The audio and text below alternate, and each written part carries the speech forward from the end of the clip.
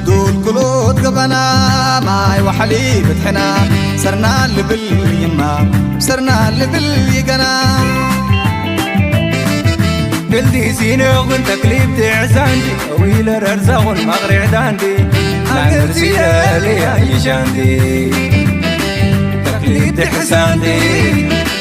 مغرع كيدو كاندي عادات كلهم فتة كروم ووردة كسكس ومرقدي كلهم ودي كلهم قطاين تقري وبلاين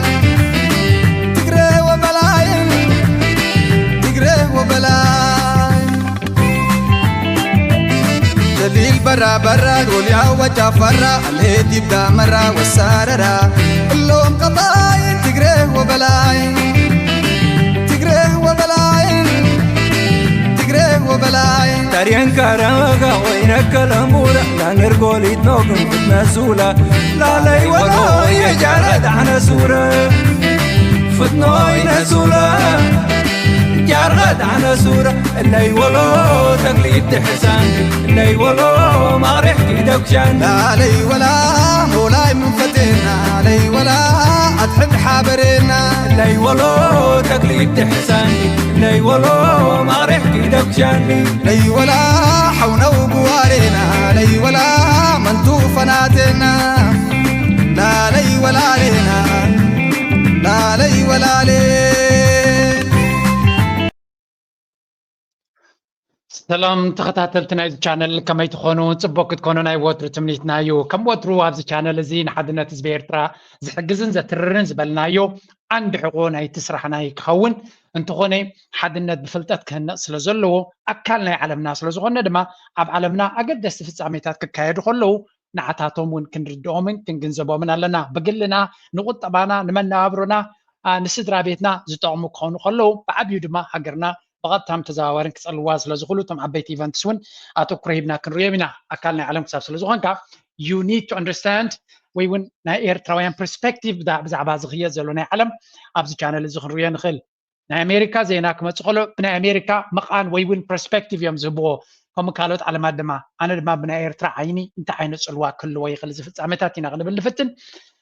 أفكرنا أفريقيا بزح فتصاميتات يزلوا بفلاي نبي إثيوبيا زتوكر دما إذا قد داي دما إيرترا دارجا كابتي بحماق نبي إيرترا قصو حشوية زبل زنبرة نجارات لومي ني إثيوبيا يتقندس أجمع بخل من قد زمت زلوا إذا دما كان رينا إيرترا دما بخمي كنت كمال تدخل تخون كنا بالكم فتنينا لايك مقبار سبورت مقبار كسام وداتا مسانا مستحد ما العلا قد سنة كله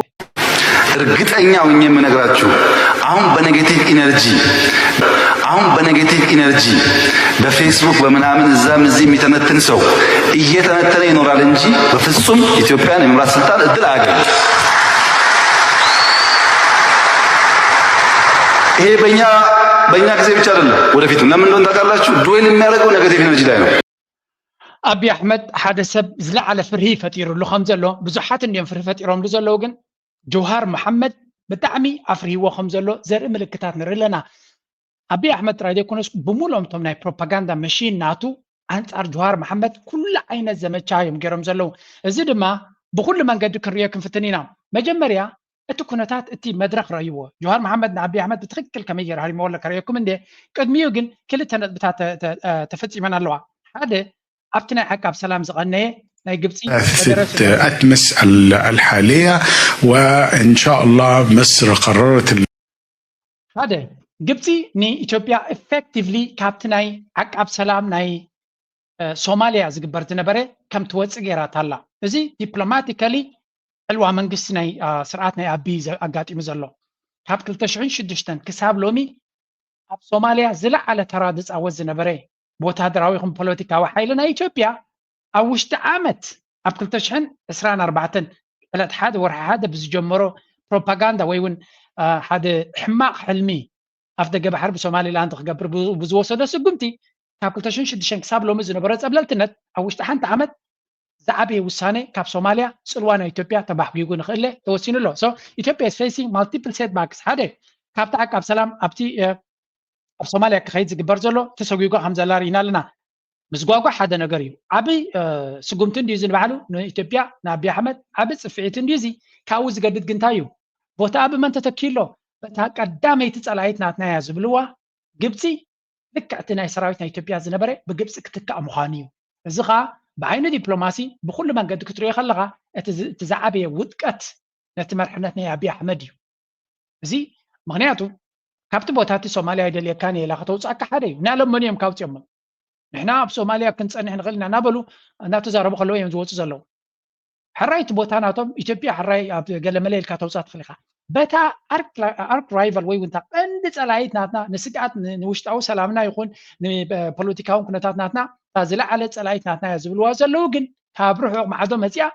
ኣብ ትሽትሾም ከም ትቕመጥ ዓንዳር ኣካይዳ ናቶም ፈጢርዎ ኣሎ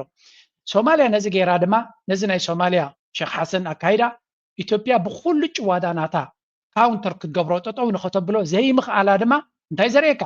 ዲፕሎማቲካል ጭዋዳ ናይ ኢትዮጵያ ክንምንታይ መሬት ዘቢጡ ከም ዘሎ ሓንቲ ተሪፋቶ ዘላ ኣብይ ኣሕመድ ዝኾነ ይኹን ሓይሊ መጋበርያ ክገብረኒ ዝደሊ እንተሎ በጃኹም ንዑ እዩ ዝብል ዘሎ ሕጂ ሓንቲ ካብኣተን ድማ ንኤርትራ ከተውድቑ ትደልዩ ሓይልታት ተለኹም ኣነ መጋበርያ ክኾነኩም ይኽእል እየ ዌልካም ኣብ ምባል በፂሑ ከም ዘሎ ዝገልፅ ሓበሬታ ክንርኢ ኢና እንታይ ዘርእየካ እዚ ንኣብይ ኣሕመድ ኣሚኑ ምስኡ ክሰርሕ ዝደሊ ወይ እውን ንኣብይ ኣሕመድ ኣሚኑ ኣንጻር ዝኾነ ይኹን ሃገር ክኸይድ ክሕግዞ ዝኽእል ከምዘየለ ኢና ንርኢ ዘለና ብፍላይ ድማ በቲ ማሕበረሰብ ዓለም ክትሪኦ ከለካ ምክንያቱ እዚ ውሳነ ናይ ግብፂ ናብ ሶማልያ ንክትኣቱ ኢንተርናሽናል ኮሚኒቲ ሴኪሪቲ ካውንስል ይወሲንዎ ዘሎ ስለዚ ኣብ ሴኪሪቲ ካውንስል ደረጃ ኣብይ ኣሕመድን መንግስቲ ናቱን ተኣማንነት ስለ ዘይብሉ ክሬዲብሊቲ ናቱ ስለ ዝወደቐ ካብቲ ናይ 2006 ክሳብ ሎሚ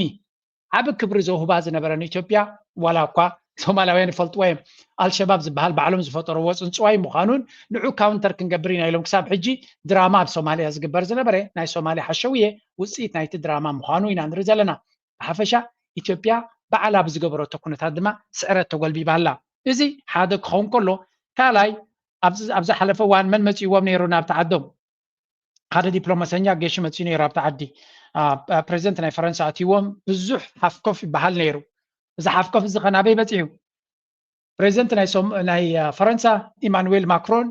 ናብ ፕሬዚደንት ናይ ግብፂ ዓብዱልፈታሕ አልሲሲ ደው ኢሉ እንታይ ኢልዎ እቲ ጉዳይ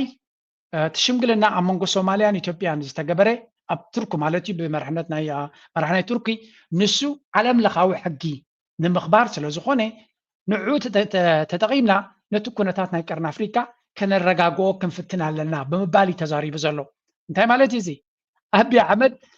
እንታይ ኢሉ ነይሩ ኣብ መድረክ ወፂኡ ኣፉ ከፊቱ ዓብዪ ኢሉሲ መንግስቲ ናይ ፈረንሳ እንታይ ክገብረና ኢሉ ነይሩ ምናልባት ደይ ትዝክርዎ ሰባት ክትልዎ ስለ ትኽእሉ ለሚ ቢ ቨሪ ትራንስፓረንት ኣብዚ ምክንያቱ እዚ ነገራት እዚ ሕልኽልኽ ዝበለ ስለ ዝኾነ ቀፃሊ ደጋጊምና ብምስማዕ ነቲ ሓቂ ክንፈልጦ ክንክእል ኣለና ምክንያቱ ኣብይ ኣሕመድ ከምኡ ድማ ፕሮፓጋንዳ ናይ ኢትዮጵያ ብዙሕ ግዜ ንህዝቢ ከደናግሩሉ ዝፍትኑ ኣጀንዳ እንተለዎም እዚ ነገራት እዚ እዩ ስለዚ ማክሮን ነቲ ናይ ኣፍ ደገ ባሕሪ ናይ ምርካብ ሕልምና ክሕግዘና ምዃኑ ቃላት ሂልናዩ ብምባል እቶም ናቱ ፕሮፓጋንዲስትስ ድማ ንዑ ተቐቢሎም ለለየ ከብልዎ ቀኒዮም እዮም ነቲ ሚድያ ናይ ዓለም ማምነት ኣብይ ኣሕመድ ታ ቪዲዮ ይደልያ ወደፊት ኢትዮጵያ ያላት ፍላጎት አብረን ለመስራት የተግባባን ሲሆን ከሁሉ በላይ ግን ኢትዮጵያ በሰላማዊ መንገድ የቀይ ባህርን አክሰስ የማድረግ ፍላጎቷን በዝርዝር ተወያይተናል። ከዚህ ቀደም በተደጋጋሚ እንዳነሳ ነው 130 ሚሊዮን ህዝብ ያላት ሀገር ኢኮኖሚያ በፍጥነት እያደገ ያለች ኩል እዚ ዘረባት ሪቮ ዘለኹም ፕሮፓጋንዳን ሓሶትን እዩ ነይሩ ስለዚ ንግብፂ ደዊሉ ኢማኑኤል ማክሮን በቲ ዓለም ለኻዊ ሕጊ ተኸቲላ ኢትዮጵያ ኣፍ ደገ ባሕሪ ክትረክብ እያ እንታይ ማለት ዓለም ለኻዊ ሕጊ ተኸቲላ ጅቡቲ ኸይዳ ክትልምን እያ ጅቡቲ ኸይዶም ክልምኑ ምዃኖም ብወቅዕ ተገሊጹ ጥራይ ዘይኮነ ሓድሽ ሚኒስትር ጉዳያት ወፃኢ ናቶም ኣብ ጅቡቲ ኣትዩ ምስ መዘኑ ተራኺቡ ከም ዘሎ ዝገልጽ ሓበሬታ ሪኢና ኣለና ስለዚ እንታይ ማለት እዩ ቀደም ብጅቡቲ እዮም ዝጥቀሙ ነይሮም ሕጂ ድማ ተመሊሶም ብጅቡቲ እዮም ኣፍ ደገ ባሕሪ ክረኽቡ ዝኽእሉ ካልእ ኣማራፂ የለን ምስ ካልኦት ሃገራት ብሕጋዊ መንገዲ ተረዳድዮም ኣፍ ደገ ባሕሪ ንክረኽቡ ዝኸልከሎም የለን ስለዚ ፈረንሳ እንታይ ክትገብር ትኽእል ኢለኩም ነይራ ኣብዚ ናተይ ብናተይ ትዕዝብቲ ካብ ጅቡቲ ተበጊሱ እዩ ኢማኑኤል ማክሮን ናብ ኢትዮጵያ መፂኡ ነይሩ ስለዚ ምስ ጅቡቲ ዘለዎም ዝምድና መሊሶም ክሕይልዎ ከቀራርቦም እዩ ዝኽእል እምበር ኣንጻር ጅቡቲ ፍሉይ ኣፍ ደገ ባሕሪ ንክረኽቡ ኢማኑኤል ማክሮን ክድግፎም ኣይክእልን እዩ ምክንያቱ ረብሓ ናይ ጅቡቲ ክሕሎ ስለ ዘለዎ ጅቡቲ ድማ ንፈረንሳ ኣዝያ ኣገዳሲት ሃገር እያ ባቤል መንደባባ ስለ ዘሎ ኣብ ኣፍሪካ ድማ ፈረንሳ ብዙሕ ክሳራታት የጋጥማ ስለ ዘሎ ንጅቡቲ ክትከስር ኣይትመርፅን እያ ምስ ኢትዮጵያ ዘለዋ ፅልዋ የብላ ንጅቡቲ ክትከስር ግን ፍጹም ክትመርፅ ኣይትኽእልን እያ exactly ተመሊሱ ነቲ ተሓሲሞ ላዕልን ታሕትን ዝብሎ ዝነበረ ናብ ጅቡቲ ኸይዱ ምስ ጅቡቲ ክሰርሕ ዝኽእል ካብ ወፃኢ ዝኾነ መፍትሒ ከም ዘይረክብ ኢና ንርኢ ዘለና so all ዚ ድራማ ንዓመት ሙሉእ ኣፍ ደገ ባሕሪ ዶ ከምዚ ዶ 130 ሚሊዮን ኣለና 160 ሚሊዮን ክንከውን ኢና ሓንሳብ ናብ 200 ሚሊዮን ክንዲብ ኢና ናበሉ እዚ ኩሉ ፕሮፓጋንዳ ዝተገበረ ኣብይ ኣሕመድ ኣጀንዳ እዩ ዝጥቀመሉ ነይሩ እምበር ዝኾነ ይኹን መፍትሒ ከምፃይ ካለን ኣብ መወዳእታ ድማ ተንበርኪኹ ይቕረታ ሓቲቱ ነቲ ኩሉ ዝጥሕሶ ዝነበረ ክእርም ከም ዝኽእል ዝፍትን ዘሎ nothing ዝኾነ ይኹን ፖዚቲቭ ኣይመፀን ነዚ ድማ መን ይከታተሎ ኣሎ ናይ ኣምሓራ ኤሊት ይከታተልዎ ኣሎ ናይ ኦሮሞ ኤሊት ይከታተልዎ ኣሎ ኣብይ ኣሕመድ እንታይ ዓይነት ሰብ ምዃኑ ድማ እቶም ዝቐርብዎ ብፍላይ እቲ ኮር ናቱ ደገፍቲ ናቶም ዝበሃሉ መን እዮም ኦሮሞ እዩ ናይ ኦሮሞ ስኮላር ወይ እውን ሓደ ኣክቲቪስት ወይ እውን ፖለቲሽያን ጆሃር መሐመድ ሓድሽ ኢንተርቪው ገይሩሉ ሕጂ ካስምዕዎ አባዱላ ወርቅነህና አብይ ነበሩ። ለእያንዳንዱ ጥንካሬና ድክመታቸውን እንደድራ አስቀመጠ። በዛ መመዘኛ ሁሉም ጥንካሬና ድክመት ነበራቸው። ጥንካሬያቸውና ድክመታቸውን ደምረን የተሻለ ውጤት የነበረው ለማ ነበር። የኛ ሐሳብ የነበረው ለማ ጠቅላይ ሚኒስትር ሆኖ ገዱ ምክትል ከሄደ የተሻለ ነበር። ምክንያቱም የተሻለ ልምድ አላቸው። የተሻለ እንታይ ዝብል ዘሎ ኣብይ ኣሕመድ ናብ ስልጣን ክመጽእ ከሎ ካብ ኦሮሞ ብናይ ኦሮሞ ቃልሲ መንእሰያት ቀይሮ ዝበሃሉ ብዝፈጥርዎ ዝነበሩ ጻቕጢ ናብ ስልጣን መጽዩ ወዲ ኦሮሞ ናብቲ ፖለቲካ ክመጽእ ምዃኑ ኢኻ ዝንገር ነይሩ ሶሪ if that is the case እንታይ ክግበር ተባሂሉ ነይሩ ካብቶም ናይ ኦሮሞ ሰብ ሓደ ኣብ ስልጣን ክመጽእ ከም ዘለዎ ይተነጊር ነይሩ ሕጂ መን ይምጻእ ካብ ኦሮሞ ይትሕቶ ካብቲ ናትና ካልኩሌሽን ዝነበረ ሽዑ ይብል ኣሎ ጆሃር መሐመድ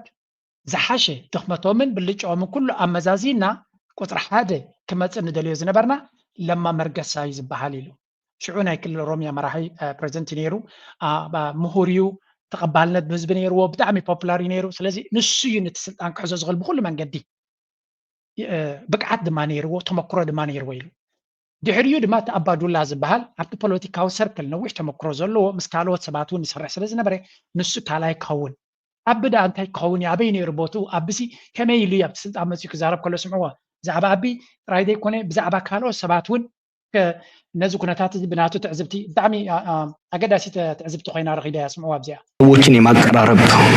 ስቴትስማንሽፕ ነበራቸው። ከዚህ አንጻር ነው ለለማ የወሰድነው። አብይ ሪጀክት ያደረግንበት አንደኛ ልምድ አልነበረው፣ ትምህርት አልነበረው፣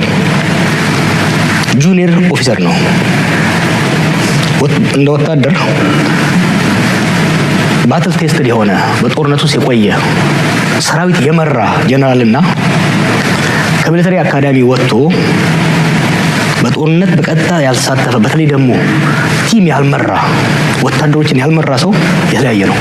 ጦርነትን በቲዮሪ የተማሩ ሰዎች ጦረኞች ናቸው። ቲዮሪውን ብቻ ስላዩት ጦርነትን በህይወት የኖሩበት በተለይ ደግሞ በአመራርነት ከወታደር ጀምሮ የወጡበት ሰዎች የጦርነትን ክፋት ኦቦይ ቤላ ገይሩን ኣብ ዝሃርመ ዘሎ ብጣዕሚ ኣብታት ሕመ ቦታ ኢና ኣብ ዝሃርመ ዘሎ ኣብይ ኣሕመድ ኣብቲ ካልኩሌሽን ቅድሚት ኣይነበረን ኢሉ ስለምንታይ ተመክሮ የብሉን ትምህርቲ የብሉን ተመክሮ እውን የብሉን ኢሉ ክልቲኡ ኣብቲ ግዜ እቲ ህዝቢ ክመርሕ ሃገር ክመርሕ ተመክሮ ይነበሮን ትምህርቲ እውን የብሉን ብቃት ማለት ዶክተሬት ኣለዎ ዝበሃል ግን ጊቭ ኣስ ብሬክ ትምህርቲ ናቱ ናይ ኣብይ ኣሕመድ 5 ዓመት ኣብ ስልጣን ገይሩ ስለ ዘሎ ሪና ኣለና እንታይ ዓይነት ትምህርቲ ከም ዘለዎ ወላ እውን ወታደራዊ ተመክሮ ኣለዎ ኢልና ክንዛረበሉ ተኸይና ኣቢሉ ኢሉ ጁኒየር ሚሊታሪ ሊደር እዩ ኮሎኔል ተነይሩ ጁኒየር እዩ እቲ ቀንዲ ሓደገኛ እዛ ዘረባ እዚኣ ኣነ ፈትየያ ማለት እዩ ሓደ ወታደር ኣብ ቤት ትምህርቲ ኸይዱ ዩኒቨርሲቲ ናይ ትምህርቲ ኸይዱ ወታደራዊ ማዕረግ መኮነን ድዩ ኮሎኔል ደረጃ ትምህርትን ተወሲዱ እዚ ሰብ እዚ ኣብ ስልጣን ከተምፅኦ ከለኻ ብጣዕሚ ሓደጋ ኢኻ ትወስድ ዘለኻ ኢሉ ስለምንታይ ብቲዮሪ ዝፈልጦ ንኩናት ኢሉ ብቲዮሪ ዝፈልጦ ሰብ ድማ ኩናት ቀሊል ኮይኑ ዝስምዖ ኢሉ ልክዕ ከምዚ ብዛዕባ መኪና ምዝዋር ይገለመል ኣብ ቲዮሪ ጥራይ ዝፈልጥ ሰብ ወይ እውን ብሽክሌታ ክትርኢ ከለኻ ኩዕሶ ዝርእዩ ደገፍቲ ናይ ኩዕሶ ከምዚ ዘይገበራ ከምዚ እናበሉ ትዛረቡ ኩዕሶ ዝፃወት ዝነበረ ሰብ ጥራይ ነቲ ነገር ዝርድኦ ከቢድ ምዃኑ ወይ እውን ነቲ ተግባር ብኣካል ዝፈልጦ ሰብ ግን እቲ ኩነታት ይርድኦ እዩ ሕጂ እንታይ ይብላ ኣሎ ኣብይ ኣሕመድ ንኩናት ብቲዮሪ ዝፈልጦ ብኣካል እንተ ዝፈልጦ ነይሩ ኩናት ምተፀየነ ኢሉ እዚ ኩሉ ኣብ ትግራይ ዝገብሮ ዘሎ ኣብ ኣምሓራ ዝገብሮ ዘሎ ኣብ ኦሮሞ ዝገብሮ ዘሎ ንኩናት ንሱ ብቲዮሪ ዝፈልጦ ብተግባር ኩናት ክሳዕ ክንደይ ክፉእ ምዃኑ ስለ ዘይፈልጥ ከምዚ ዓይነት ሰብ ኣብ ስልጣን ምምፃእ እቲ ዝዓበየ ሓደጋ መፍጣሪ ኢሉ ወላ እውን እቲ መንግስቱ ሃይለማርያም ዝበሃል እውን እኮ ከመኦም እዩ ነይሩ ጁኒየር ሚሊታሪ ሊደር ዝነበረ ኣብ ላዕሊ ከይዶም ነቲ ኩናት ብትክክል ዘይፈልጥዎ ኮይኖም ሓደ ካብኡ ብግምጣሉ ኣብ ኤርትራ ዘለዉ ወታደራውያን መራሕቲ መብዛሕቶም ኣብ ኩናት ክሳዕ ክንደይ ዋጋ ከፊሎም ንሶም ዝፈልጦም ኣሕዋቶም ቤተሰቦምን ዝተሰውዎም ቃንዛ ናይ ምረት ናይ ኩናት ዝፈልጡ ስለ ዝኾኑ ንኩናት ኣይመርፅዎን እዮም ኣብ ኩናት ከኣትዉ ተኮይኖም ከመይ ጌርካ ዝዋሕደ ክሳራ ከጋጥመካ ከም ዝኽእል እዮም ፕላን ዝገብሩ ተርዲኦምኒ ምክንያቱ ምረት ናይ ኩናት ስለ ዝርድኦም በዓል ኣቦኸ እንታይ ዓይነት ፕላን እዮም ዝገብሩ ከመይ ገይሮም ዝዓበየ ጅግንነት ተፈላጥነት ክረኽቡ ይኽእሉ ዋላ ብዙሕ ሰብ ዝጉዳእሉ ይኹን እቲ ኩናት ኣብ ትግራይ ዝተኸተሎ ረይዋ ኣብ ሓፂር ግዜ ክንደይ ሰብ ተኸቲሎም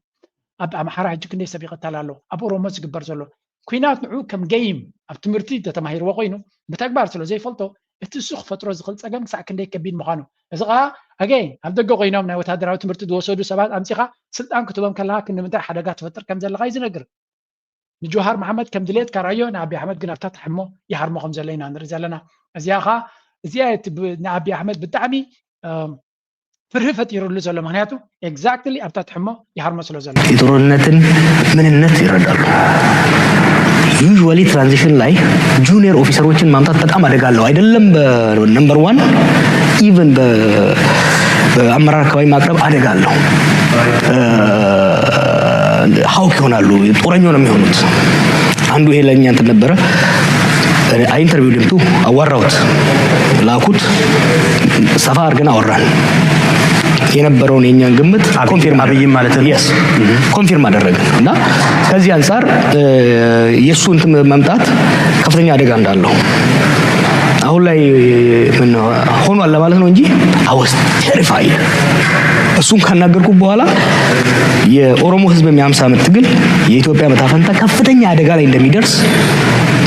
ተረዳው ይሄንን ከሚያማክሩኝና አብሬያቸው ከመሰራ ሰዎች ጋር ስንወያይ የባሰ ግሌሪ ሆኖ ታየኝ ለሱ ባለ ስለዚህ እዚ ሰብ እዚ ነቲ ናቱ ተሰማዕነት ዘለዎ ኣብቲ ናይ ኦሮሞ ዝያዳ ክኾን ከሎ ኦሮሞ ድማ ንዓቢ ዕድመ ስልጣኑ ኣብቶም ኦሮሞ እዩ ዝምርኮስ ስለዝዋይ ሓደ ኣምሓራ ክሃርሞ ከሎ ወይ እውን ሓደ ተወላዲ ናይ ትግራይ ክሃርሞ ከሎ ኣብዪ ኣሕመድ እንታይ ዝብል ኩሉ ግዜ እታ ቪክቲም ሜንታሊቲ ክጥቀም እንታይ እዩ ኦሮሞ ስለ ዝኾነ ከም ዝገብሩኒ ዘለዉ ንህዝቢ ኦሮሞ ካብ ስልጣን ንምህዳም ዝግበር ዘሎ ክብል ይኽእል እዩ ብኦሮሞ ክመፅእ ከሎ እቲ መጥቃዕቲ ግን ምክንያት የብሉን ስለዚ እቲ መንእሰይ ድማ ጆሃር መሓመድ ይኽተልዎ እዮም ይፈትዎ እዮም ኣብዚ ሓፂር እዋን መፅሓፍ ፅሒፍ ኣሎ እታ መፅሓፍ እቲያ ኣብ ኬንያ መመረቕታ ንኸይግበረላ ኣብዪ ኣሕመድ ናብ ደገፍቲ ናቱ ይኹን ገለ ዕንወት ክገብሩ ከም ዝኽእሉ ስለ ዝፈርሀ እዩ መመረቕታ ኣብ ኬንያ ፃቕጡ ተገይሩሉ መመረቕታ ከም ዘይግበረላ ተገይሩ ኣብ ኤሮጳ መፅኡ ዋላ እቲ ለማ መርገሰ ዝበሃል ኣብ ኤሮጳ እዩ ዘሎ ስለዚ ኣብዪ ኣሕመድ ሓደ ነገር ልክዕ ከምቲ ንህወሓት ዘጋጠሞ ሓደ ሙቭመንት ይንቀሳቐስ ከም ዘሎ እዚ ምንቅስቓስ እዚ ድማ ምስቲ ግብፂ ኣብ ከባቢኡ ተቐርቦ ዘላ ምስቲ ካልኦት ሓይልታት ኣንጻር ኩሎም ኣብቲ ቦታታት ክሽፍንሉ ዝኽእሉ ሻዕብያ ኣጥሒንዎ እንተነይሩ ቀደም ሻዕብያ ምስኡ የለን ዝኾነ ይኹን ሓይሊ ከትሕኖ ዝኽእል ስለዘየለ እቲ ኩነታት እንታይ ክኸውን እዩ መድሓኒ ክደልዩ ኣብዪ ኣሕመድ ብዝኾነ መንገዲ ገይሩ መድሓኒ ከመይ ገይሩ እዩ ዘለኹም ገለ ካብቲ ክደልዮ ዝኽእል ዝብልዎ ዘለዎ ድማ ኣብዚ እውን ካልኦት ይዛረብሉ ኣለዎ ስምዑ እስከ መቀደሳቸውን እናጣለን ወታደር መሰረቱ ነው እንዳትል የኢትዮጵያ ወታደር 6 ዓመት ተዋግቷል 6 ዓመት ሲዋጋ መኮንኖችን አጥቷል ኮሎኔሎችን ሻለቆችን ተገለው አልቀዋል በትግራይ ጦርነት ጊዜ አሁንም እየታገለ ነው አሁንም ወታደሩ በጦርነት ላይ ያለው በየቦታው ተሰማርተው አሁን ደግሞ እየፎከሩ ነው ኤርትራንም እንወጋለን የሚለው የውጭ ሀገር አጀንዳ እሱንም ለማስገድ እየሄዱ ነው የኢትዮጵያ መንግስት የውጭ ሀገር አጀንዳ ነው ኤርትራን መውጋት የውጭ ሀገር አጀንዳ ነው ይሄ መታወቅ አለበት አሁንም እየሄዱበት ነው ወታደሩ ግን ደክሞታል በአፈሳ ነው እዚ ብዙሕ ዘረባ ዘድልየ ኣይኮነን ናይ ኢትዮጵያ ሰራዊት ኣብ ዝሓለፈ 6 ዓመት እንታይ ኣጋጢምዎ ብዛዕባ ኩናት ክጅምር ይኽእል ዶ ገሎ ይኽእል ዶ ገሎ ክኸውን በዝብል ዘረባ ክዛረብ ከሎ ወታደራዊ ዓቕሚ ናይ ኢትዮጵያ ብዙሕ እንድዮም ዝፍክሩ ትማሊ ኣብ ኤክስፖስት ገይረ ነይረ ሓንቲ ምናልባት ተሪኢኹማ ብዛዕባ እቲ ናይ ለማማ ናይቲ ባጫ ድቤለ ዝበሎ ባጫ ድቤላ ዲ ወላ ደበለ ዝበሎ ምስ ፖስት ምስ ገበርኩ ብዙሕ ብዛዕባ ኢትዮጵያ ዘለዎ ሰራዊት ኣቋማ ኣይትፈልጦን ኢኻ ማለት እዩ ገለገለ ዝብል ፖስት ብዙሕ ኔጋቲቭ እንዲ ዝፅሓፍ ኬትኩም ሰፖርት ግበሩ ኣብኡ እንተኺልኩም ብእንግሊሽ ስለዝኾነ ነቲ ኢንተርናሽናል ኦዲየንስ ኢልና ኢና ንገብሮ ከምኡ ድማ ኣብቲ ድራር ፎር ኣፍሪካ እውን ንገብር ኢና بإنجليش مالتي نت international audience كحجز غل بليز حجز عبون معناته سو زيادة سب سمعوا زلوي وي سب كريو زلوي أوكي نا إثيوبيا سراويت أبز حلفة شدش عمد انتهى قاتمو نا حجي كنتات قمنا ناتخد كتمزن درغين كان انتهى قاتمو وقت بليخا مجمريا بزو زرابيد لي كاني سراويت نايتا حنت هاجر نمنتهى خد سرحو نتهاجر نخدحن مس كالوت هاجرات حيلتات كاب دقة دموتو كواقع يخات قبرو نتهاجر كتحن شدشت عمد سراويت نا إثيوبيا وشتاو كيناتي زلوه خلا زراربا زيغاتات نايت هاجر بت هاجر او سراويت يهرم له انتي زفتر زي مفتحي كون زفتر شجري دفتر زي ابنت تግራይ ክጅምር ከሎት ኩና እንታይ ያጋጥሙ ሰራዊት ናቶም እትሰሜን እዚ ዝበሃል ተዛሓየለ ሰራዊት ናቶም ሕቁ ተሰይሩ ፈሓብትን ኣትይዎ ዓበይቲ መራሕቲ ኣብቲ ቅድሚት ን20 ዓመታት 30 ዓመት ዝሰልጠኑ ነቲ ሰራዊት ዝመርሕዎ ዝነበሩ መን እዮም ተጋርዮም ነይሮም ንሳቶም ጠሊሞሞ ሕቁ ሰይሮሞ ከም ብሓድሽ ተወዲቡ ንኸይሃርሞም ድማ ኩሉ ዝከኣል ንዓመታት ዝተዳለወሉ እዩ ኩናት ናይ ትግራይ ዘጋጠመቱ ናይ ትግራይ ወታደራዊ ሓይሊ ንዓመታት ፕላን ዝገበረ ነይሩ ኤግዛክትሊ ኣበይ ክሰብሮ ከም ዝኽእል ፕላን ገይሩ ነይሩ ኣብታ ክሰብሮ ዝኽእል ድማ ሰይርዎ ኣብዚ ዝደሓነ ሻዕብያ ስለ ዘድሓነ ይሽዑ ከምኡ ድማ ካልኦት ሓይልታት ስለ ዝተጓየዩሉ ድሒኑ ኣሎ ክንብል ንኽእል ኢና ሰራዊት ክሃንፅ ክትፍትን ግን ናይ ዓመታት ስራሕ እዩ ስለዚ አንድ ሕቁ ተሰይሩ ጥራይ ዘይኮነስ ተሓያል ክፋል ናይቲ ሰራዊት አንጻር ሰራዊት ናይ ኢትዮጵያ ተዋጊኡ ስለዚ ትግራይ ተሓያል ቦታ እንተነይሩ ጥፍዓት ናቱ ዝሓየለ እውን እንተነይሩ ትግራይ አንጻር ሰራዊት ኢትዮጵያ ብምጻር ነቲ ሰራዊት ናይ ኢትዮጵያ አንድ ሕቁ ሰይርዎ ክንብል ከለና ቀፂሉ እስከ ደሓን ድሕሪኡ ዝነበረ ካብ 2023 ሃገር ሰራዊት ሃኒፁ ክንብል ንኽእል ኢና ድሕሪኡ ከምስ መን ዋጋ ኣሎ ምስ ኣምሓራ ድማ ትካላይ ዝዓበየ ሰራዊት ናይ ኣካል ናይቲ ህዝቢ እዩ ስለዚ ትውግዝ ዝካየድ ዘሎ ምስ ኣምሓራ እንድሕር ኮይኑ በቲ ድማ ምስ ኦሮሞ እንተኮይኑ እቲ ሰራዊት ኣብቲ ውሽጢ ዘሎ ኣሕዋቲ ዝቐትል ዘሎ ሞቲቬሽን የብሉን ስራሕ ስለ ዝኾነ ናብራ ስለ ዝኾነ እዩ ዘሎ ብኻልእ ኣዘራርባ እዚ ሰራዊት እዚ ኣብ ውሽጡ ዝቆንቆነ ምዃኑ በዚኻ ትፈልጥ ሓደ ፀላኢኻ ክሃርመካ ከሎ ኣንጻሩ ትሕርን ኢኻ ሰራዊት ናይ ኢትዮጵያ ግን አንጻር መን ይክሕርን ምክንያቱ አንጻር ህዝቢ ዝዋጋ ዘሎ ኤግዛክትሊ እዚ ስለ ዝኾነ ፎልት ናቱ ምስ ዝኾነ ይኹን ሓይሊ ክወዳደር ኣይክልኒ እቲ ዝሕዝን ክፋሉ ኸ ኣብ ውሽጢ ሃገሩ ኣብ ኩናት ተፀሚዱ ዘሎ ሰራዊት ንኣልሸባብ ክዋጋ ኢሉ ኣብ ሶማል ዘይከትክኢሉ ኣምባገረይ ኣሻፈረ ይብል ኣሎ ንባዕሉ ግብረ ሽበራ ዘለዎ ኣብ ሓዱ ኣብ ኩናትን ኣብ ዕግርግርን ዘሎ ኣሽሓት ሰባት ዝሞትዎ ዘለዉ ኣብ ሶማልያ ሰላምን ርግኣትን ከስፍን ዝኽእል ሓይሊ እየ ብምባል እዩ ታሽሙ ዝገብር ዘሎ ስለዚ ሓደ ሶማላዊ ኣሎ ንኢትዮጵያ ፕራንክ ካንትሪ ዝብላ ፕራንክ ዝኾነት ሃገር ኣብ ውሽጣ ዘሎ ፀገም ዘይፈትሐሲ ናይ ሶማልያ ሽግር ክፈትሕ ኢላ ክንዲዚ ክትዛረብ ከላስ ኣይገርምን ይብል ኣሎ ስለዚ እቲ ኩነታት ወገን ኣምሓራ እንታይ ይመስል ክንርኢ ኢና ብኩሉ መንገዲ ክሪኦ ስለ ዘለኹ ኣምሓራ እንታይ ይብሉ ኣለዉ አማራ አክቲቪስቶች ወደ ጎን ነው የሚታኮሱት አሁን ባለው የፖለቲካ አስተሳሰብ ውስጥ ኢትዮጵያዊ ነኝ እያልክ አማራ ልትከላከል አትችልም መጀመሪያ አማራ ሁን ሌላ ቀርቶ ቁጥርን እንኳን ራሱን አናሳ አድርጎ ነው የሚያየው የአማራ ፖለቲከኛ አዝናለሁ በቁጥር እንኳን ኢትዮጵያ ውስጥ ካሉት ማህበረሰቦች በቁጥር ሁለተኛ ነኝ ብሎ ተቀብሏል ምንም በሌለ ስታቲስቲክስ ባልተቆጠረ ስለ ቋንቋ ከሆነ እኮ የምታወራው ድፍን ኢትዮጵያ አማርኛ ያወራል እንዴት ነው ሁለተኛ የሚሆነው አማራነት ምንድነው ብለህ ነው የምታስበው አማራነት በሲሪንጅ ነው እንዴ ተከፋፈልከው ቋንቋ ይዛ አይደል እንዴ ኦሮሞ አማራ ትግራይ ምናምን ምትለለው ወለጋ ያለው ኦሮሞና አርሲ ያለው ኦሮሞ ይመሳሰላል እነሱን አንድ አርገህ ግን የተለያየ ቦታ ያለውን አማራ የተለያየ አርገህ ለማሰብ ምንድነው ምክንያት ምንድነው ይባክ እንታይ ዝብል ዘሎ ኣብ ኢትዮጵያ ዝተኻየደ ፀገም ምስ ግዜ ክንደይ ገጅፍ ፀገም ከም ዝኾነ በዚ ካትፈልጥ ህዝቢ ኣምሓራ ካልኣይ በብዝሒ ክበሃል ከሎ ተጋሩ ዝሰርሕዎ ወይ እውን ኢሊት ናይ ተጋሩ ናይ ኦሮሞ ዝሰርሕዎ ዘሎ ድራማ ንበር ህዝቢ ኣምሓራ ካልኣይ ስለ ዝኾነ ይኮነ ብቁፅሪ ይብል ኣሎ ስለምንታይ ብኸመይ መንገዲ ኢኻ ካልኣይ ኢልካዮ ዝበዝሕ ህዝቢ ኢትዮጵያ ቋንቋ ኣምሓርኛ ይዛረብ እቶም ኦሮሞ ዝበሃሉ ቋንቋኦም ኦሮሞ ስለ ዝኾነ እምበር ባህሎም ሓደ ስለ ዝኾነ ይኮነ እዩ ተጋሩ ዝበሃሉ ቋንቋኦም ትግርኛ ስለ ዝዛረቡ እምበር ራያ ዘሎን ኣብ ኒየው ዘሎ ኣብ ዓድዋ ዘሎን ሓደ ዓይነት ባህሊ ስለ ዘለዎ ይኮነን ኣብ ራያ ዘሎ ምናልባት ካብቲ ካልእ ኒየው ዘሎ ዝፍለ ክኸውን ይኽእል እዩ ብቋንቋ ጥራይ እንድሕር ኮንካ ትዕቅኖ ዘለኻ ኸ ኣምሓርኛ ዝዛረብ ዘይኮነ ኣብ ኢትዮጵያ ዝበዝሐ ኢሉ ስለዚ ከመይ ጌርካ ኸ ኣምሓራይ ዝወሓደ ትብሎ ኢሉ እዚኣ ድማ ደይ መደይላ ዝተሰርሐት ድራማ ምዃና መለስ ዜናዊ ፕሬዚደንት ኢሳያስ ብዙሕ ግዜ ኢሉ ወይ ካብቶም ኣምሓሮ ኣመና ፍርህን ስግኣትን ስለ ዝነበሮ ነቶም ኣምሓራ ንምድኻም ቀዳሞት ከም ዘይኮኑን ዝዓበዩ ከም ዘይኮኑን ብመሬቶም ዝነኣሰ ቀዳማይ ዝዓበየ ከም ዘይከውን ገይሩ ይመቃቂልዋ እዩ ዝበሃል ቁፅሪ ህዝቦም ድማ ከም ዝንእስ ብስታቲስቲክስ ነቲ ስታቲስቲክስ ሰናኒዕካ ካልኣይ ብዙሕ ከም ዘለዎ ከምኡ ድማ እቲ ህዝቢ እውን ከም ዘይባዛሕ ጌርካ ብዙሕ ድራማታት ኣብ ህዝቢ ኣምሓራ ከም ዝተፈፀመን ምናልባት ኣምሓሮ ምስ ተዓወቱ ነቲ ኩነታት ምስ ተቐየረ ብዙሕ ብኡ ነገር ክወፅእ ከም ዝኽእል ይዝንገር ስለዚ እቲ ህዝቢ ኣምሓራ ዝበሃል ንሓትሕዱ ብሓደ ክሰርሕ ከም ዘይክእል ብዙሕ እዩ ተሰሪሑሉ እዩ ዝበሃል ተስዋይ ሕጂ እውን እቲ ፋኖ ዝበሃል ቃልሲ ብሓደ ኮይኑ ነቲ ፀላዩ ክሃርም ዘይክእል ዘሎ ብዙሓት ኣምሓሩ ሕጂ እውን እንትኾነ ምስ ኣቦ ኮይኖም ኣንጻር ትፋኖ ይዋግኡ ኣለዉ እዚ ኸ እንታይ ዘርእየካ እቲ ኣምሓራ ከም ግንባር ጠጠው ንኽብል ከም ሓደ ህዝቢ ንመሰሉ ጠጠው ክብል ፀገም ፈጢሩ ኣሎ the moment እታ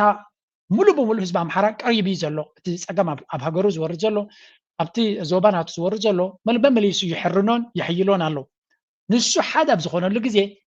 እሞ ካብ በኦሮሞ ዘጋጥሞ ዘሎ ፀገምን ተነፅሎን ብፍላይ ናይ ጀዋር መሓመድ ኩነታት ኣብ ግምት ብምእታው ኣብይ ኣሕመድ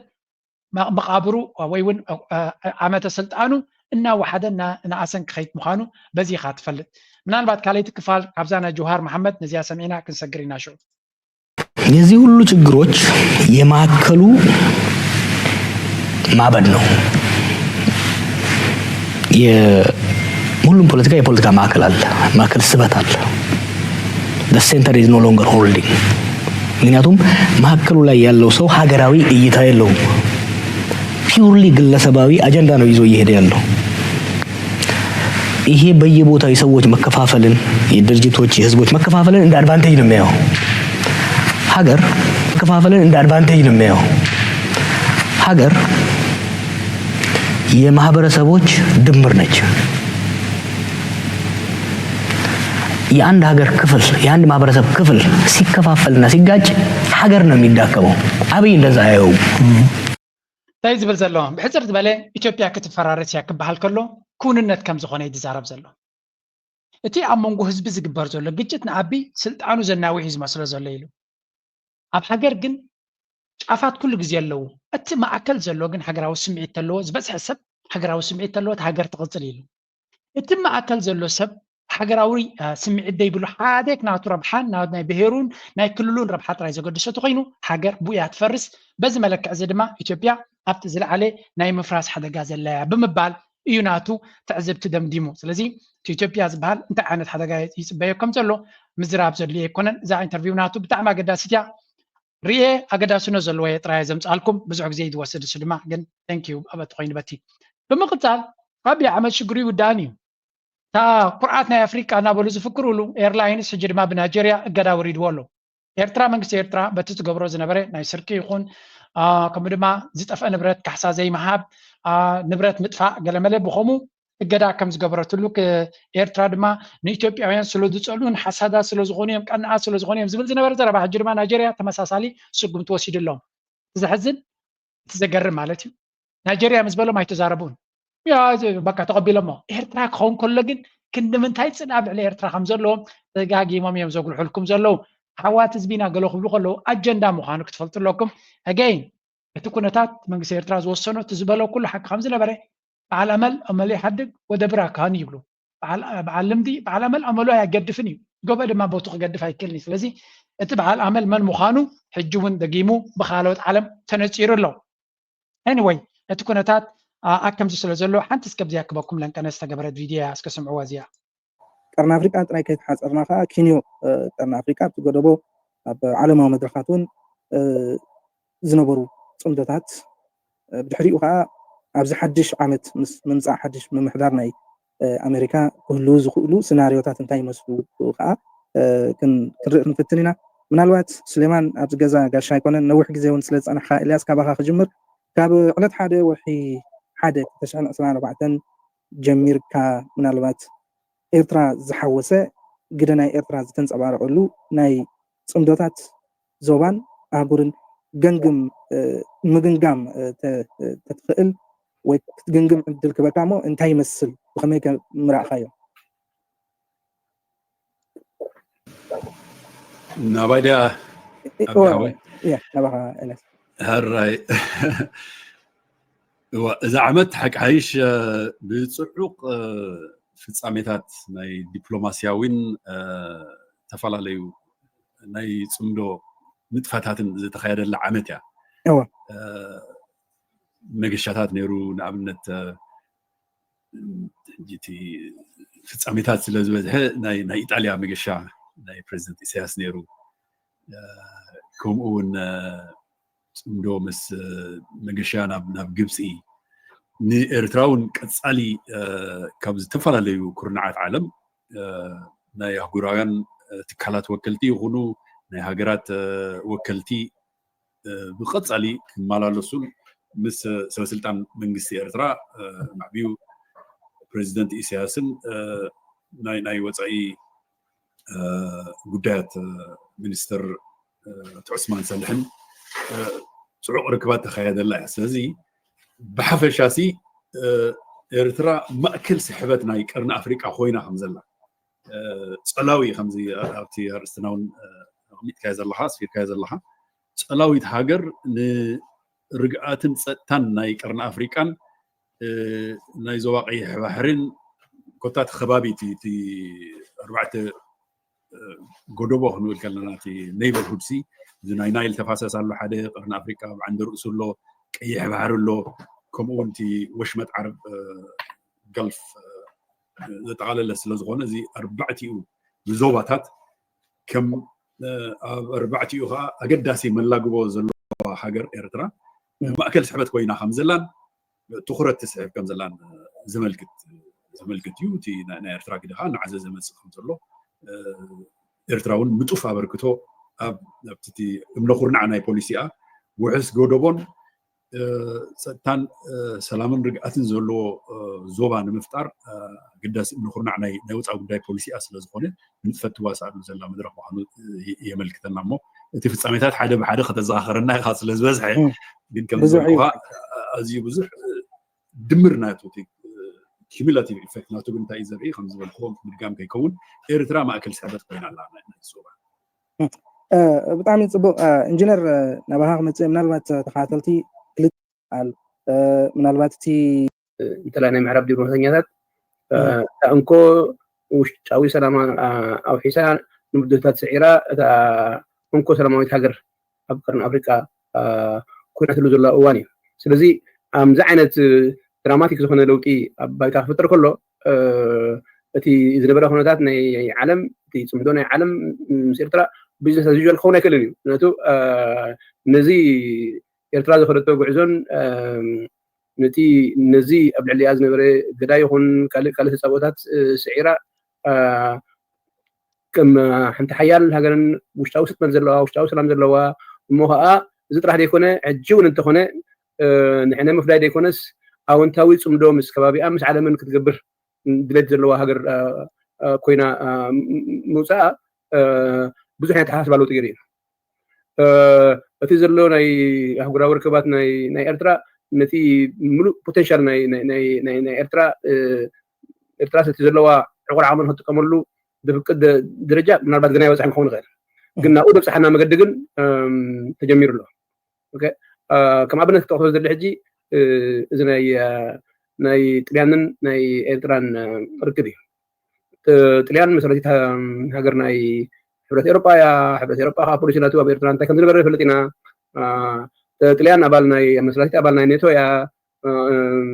ኔቶ ከዓ እንታይ ማለት ምዃኑ መሳርሒ ናይ ኣሜሪካ ምዃኑ ይፍለጥ ኢና ብቐንዱ ከዓ ኤርትራ ኣብ ሓያል ልምዓታውን ሓፈሻ እታ ትሰምዕዋ ፀናሕኩም ዘረባ ናይ ብሓቂ ዓመተ 2024 ገምጋም ክግበር ከሎ ካብቲ ዝብልዎ ዝፀንሑ ፍልይ ዝበለ ርእይቶ ወይ እውን ሓሳብ ኣለኒ ማለት ኣይኮነን ግን እዚ ዓመት እዚኣ ካብ ዝሓለፈ ዓመታት ብፍልይ ዝበለ ኤርትራ ብዙሕ ዝርአ ነገራት ዝገበረትሉ ዓመት ክንብል ንኽእል ኢና ብኩሉ መዳይ ማለት እዩ ብዓይኑ ዲፕሎማሲ ጥራይ ክርእይዎ ከለዎ ጥራይ ዘይኮነስ ወላ ብመዳይ ቁጠባ እውን ክንሪኦ ከለና ኣብ ኤርትራ ብዙሕ ፅቡቅ ንኣብነት ናይ ትፅዓት ምቅይያር ዝተገበረሉ ወይ እውን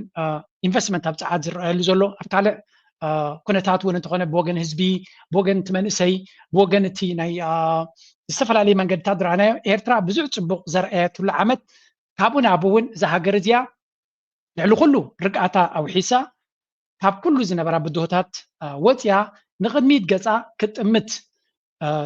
ናይ ልምዓት ፕሮጀክታት ከተተግብር ትፍትነሉ ዘላ ዓመት ኮይኑ ዝስማዓካ ኮይና ትስማዓና ብኩሉ መዳይ ድማ ዓመት ዓወት እውን ነይሩ ኤርትራውያን ብብዝሒ ኣብ በዓላቱ ይኹን ኣብ ስፖርት ይኹን ኣብ ካልእ ብዙሕ ለውጢ ዝተረኣየላ ዓመት እያ ብኡ መቃን ክንሪኦ ከለና ብዓለም ደረጃ ኣብቲ ዲፕሎማስያዊ ዓለም ብዙሕ ነገር ገይሮም እዮም ብዙሕ ነገር ተረኣዩ ክንብል ንኽእል ስቲል ግን 2025 እታ ዝዓበየት ዓመት ክትከውን ኢና ትፅቢት ንገብር ዝበዝሐ ሰብ እውን ምዝያናተይ ዝሰማማዕ ኮይኑ ይስማዓኒ ዓመተ 2025 እታ ቀንዲ ኣገዳሲት ዓመት ክትከውን ኢና ትፅቢት ንገብር ዘለና እታ ኣብ 2024 ተጀሚሩ ዘሎ ነገራት ናይ ህንፀት ይኹን ናይ ካልእ ዝያዳ ዝድፈኣሉ ክንርኢ ልዕሊ ኩሉ ድማ ብመንገዲ ቱሪዝም ዜጋታትና ብሃገሮም ብምምላስ ጥራይ ዘይኮነስ ናይ ወፍሪ ኤርትራውያን ኣብ ተዓዶም መፅኦም ከወፍርሉ ዝኽእሉ ኤርትራ ድማ ንወፍሪ ዝዕድም ፖሊሲታት ትቕይረሉ ኣብ ኣሜሪካ ዝግበር ዘሎ ምቅያር ናይ ፕሬዚደንትነት ድማ ነታ ኣብ ኤርትራ ወሪዱ ዘሎ እገዳ ንክልዓል መድረክ ዝፈጥረሉ ወይ እውን ኤርትራ በቲ ትገብሮ ዘላ ዲፕሎማስያዊ ፀወታን ፅምዶን ንዕኡ ነገር ነቲ እገዳ ኣልያ ናብቲ ቁጠባዊ ልምዓት ግስጋሴ ናይ ጥልያን ፕሮጀክትታት ድዮም ካምፓኒታት ድዮም ክኣቱ ናይ ቻይና ድዩ ዝያዳ ወፍርናቱን ስፍሓትናቱን ከውሕስ ግብፃውያን ካምፓኒታት ድዮም ክመፁ ምስ ዑድያ ዝግበር ዘሎ ሽርክነት ድዩ ክኸውን ምስ ካልኦት ሃገራት ዝፍተን ዘሎ ኩሉ ነገር እሞኻ ዜጋታት ኤርትራውያን ድማ ካብ ዝተፈላለየ ኩነታት መፅኦም ነቲ ኩነታት ነቲ ምዕባለ ነቲ ዝግበር ዘሎ ስጉምቲ ንቅድሚ ዝደፍኡሉ ዓመት ክኸውን ተስፋ ንገብር በቲ ኮይኑ በቲ 2024 2024 ሓንቲ ካብተን ንብዙሕ ህዝቢ ኤርትራ ሓጎስ ዝሃበት ዘሰራሰረትና ብቢንያም ድዩ ብሄኖክ ድዩ ብኣማንኤል ድዩ ብመርሃዊ ድዩ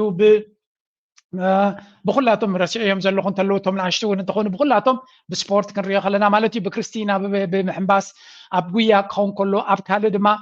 ኣሌክሳንደር ይስሓቅ ድዩ ከምኡውን ዓሊ ይመስለና ኣብ ኢትዮጵያ ፀወት ዘሎ ብኩሉ መንገዲ ብዙሕ ዘሕጉስ ዝረኣናሉ ኣብ ውሽጢ ዓዲ ድማ ብዙሕ ምዕባለታትን ተበግሶ ናይ ፅቡቅ ነገር ዝተዓዘብናሉ ዓመት ስለ ዝነበረ ናይ ብሓቂ ዘሕጉስ ዓመት እዩ ነይሩ ዓመት 2025 ድማ ዝበለፀት ዓመት ክትኮነልና እናተመነና ንሕና ድማ ብዝከኣለና ኣነ ከም ነፍሰይ በዚ ቻነልና ጂድራር ድማ ዝከኣለና ዝገበርናሉ ዓመት እውን እዩ ምናልባት ብዙሕ ክግበር ዝግብኦ ብዙሕ ዝጎደለ ነገር ከም ዘሎ ርዱ እዩ ግን ብዓቕምና ድማ ነቲ ዘሎ ፅቡቅ ናይ ዓድና ኣብ ዝረኸብናሉ ግዜ ከምኡውን ብዓለም ደረጃ ዝግበር ዘሎ ለውጢ ናበይ ገፁ ይኸይድ ከም ዘሎ መንእሰያትና ድማ ሓድነቱ ንኸትርር ታሪኹ ንኽፈልጥ ታሪኹ ንከኽብር ሓድነቱ ንክዕቅብ ምስ ሃገሩ ድማ ውህደት ንኽፈጥር ኣብ ውሽጡ ዘሎ ንኽጥዕሞ ንስኻ ደገ ዘለኻ ንኽትዳሎ ብሓንጎልካን ብኣካልካን ንኽትብገስ ክሕግዝ ዝኽእል ዝበልናዮ ትሕዝቶታት እናቐረብና ሓሊፍናያ ብሓቂ ሓጎስ ዝሃበትና ዓመት እያ ነይራ ንዓይ ምሉእ ይግበሮ ኣብ ቅንያት ናይ ሓድሽ ዓመት ስለ ዘለና ንዑ ዝምልከት ኣመዛዘብ ክገብር ክፍትነ ክሳብ መወዳእታ ድማ ምሳይ ፀናሕኩም እናመስገንኩኹም ናይ ሎማ ኣርእስቲ ኣብዚ ጉዳይ ላይክ ግበሩ ሰፖርት ግበሩ ናትኩም ትምኒት እውን ኣብ ኮሜንት ሰክሽን ግደፍ እናበልኩ ምዝያ ጥዕምቲ ደርፊ ክገጥፈኩም كمخ عينت قرطويلا كويت بلد مسمس بالفتم زتبكلت من مولا كمخي عينت مع رأفال وزملقات كوتشافنا بجافهم زتتنكفلت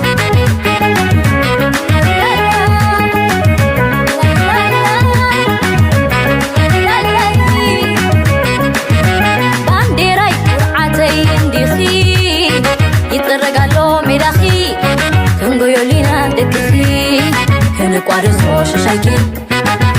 بانديراي مامي تايت بختي فناتي كتيرين بعقلي على كحناي لناخي كم مهارانو تايكي بانديراي تتمتمني أصحيتا ورخي دفرني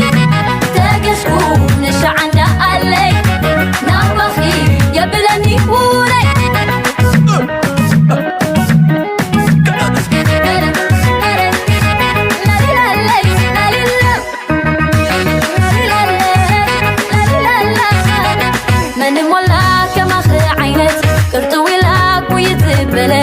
مسمس بالفتم زتبكلت